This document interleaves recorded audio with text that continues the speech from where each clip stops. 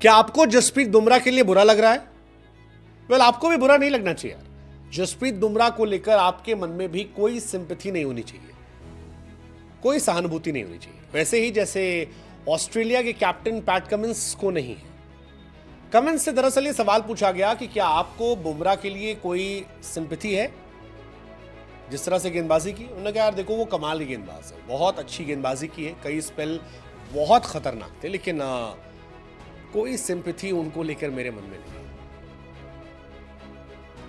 अब जो कमेंट्स कह रहे हैं ये गलत नहीं है, ये सच है। हमें और आपको भी बुमराह को लेकर कोई सिंपैथी नहीं होनी चाहिए, क्योंकि हम डिजर्व ही नहीं करते जसप्रीत बुमराह को। हमारे जो बल्लेबाज हैं वो डिजर्व नहीं करते हैं। रोहित भाई, विराट भाई बुमराह को धक्का दे दे कि भाई गेंदबाजी कर, गेंदबाजी कर, गेंदबाजी कर। 50 ओवर गेंदबाजी करवा ली, उस आदमी ने जान लगा दी, प्राण लगा दिए, मैच बना दिया। लेकिन जब मैच बना तो आपने अपनी भी नाक कटवाई, बुमराह की भी कटवाई, WTC से लेकर सारा फंसा दिया। हर बार बुमराह भाई आते हैं, विकेट निकालते हैं, अच्छी गेंदबाजी करते हैं, प्रेशर बनाते हैं, और जैसे ही बुमराह हटते हैं सामने से गेंदबाज जो आता है वो पिटता है, पिटाता है, प्रेशर हटा देता है।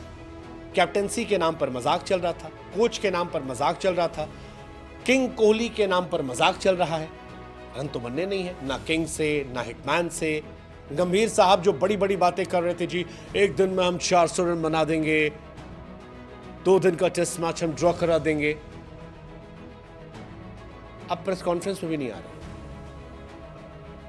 द्रविड़ साहब कम से कम सामने आते थे, प्रेस कॉन्फ्रेंस में सवाल लेते थे। कोई मतलब नहीं इस बार, कोई मतलब नहीं, कोई बातचीत करने वाला नहीं है। सेम स्टोरी हर बार। फर्स्ट टेस्ट मैच के बाद आप देख लो, आप सुबह उठते होगे, इंडिया की हालत टाइट रहती होगी। मतलब संस्थान के तौर पर हमने तो नियम बनाया था कि अगर ऑस्ट्रेलिया पहले बैटिंग कर रही है तो आराम से ऑफिस आओ, क्योंकि वो लंबा खेलेगी, और अगर इंडिया पहले बैटिंग कर रही है तो ऑफिस जल्दी आओ। क्यों? क्योंकि इंडिया तो ऑल आउट हो जाती है। इंडिया ने जसप्रीत बुमराह को लेट डाउन किया यार। जसप्रीत बुमराह ने बॉर्डर गवास्कर सीरीज में 140 ओवर डाले, 140 ओवर, 3 बार 5 wicket, back to back 4 wicket, 200 over की फील्डिंग, और उसके बाद भी अगर उस आदमी को बैटिंग करने जाना पड़े तो लानत है हमारे बल्लेबाजों पर, लानत है हमारे किंग पर, लानत है हमारे कप्तान पर, लानत है हमारे कोच पर, और लानत है हमारे उन दिग्गजों पर जो अपने आप को तोप समझ रहे थे। 141 ओवर यार, उसके बाद मतलब मुझे सच में लगता है कि बुमराह को एक मैच ड्रॉप कर दो, क्योंकि बुमराह आते हैं, जीतने की उम्मीद जग जाती है, और फिर उस उम्मीद को आप तोड़ देते हो, आप डिसअपॉइंट कर देते हो, क्योंकि आपको तो खेलना आता नहीं है।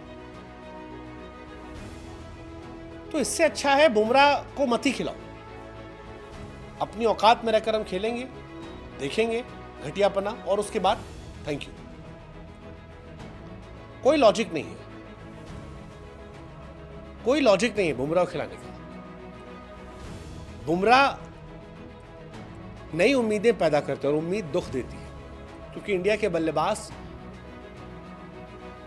या कहें इंडिया के सारे बल्लेबाजों की जो कमियां हैं वो बुमराह एक्सपोज होने से बचा लेते हैं। हालांकि इतिहास बुमराह को याद रखेगा कि बुमराह ने जो गेंदबाजी की वो खतरनाक थी, खतरनाक थी। He is undoubtedly number one.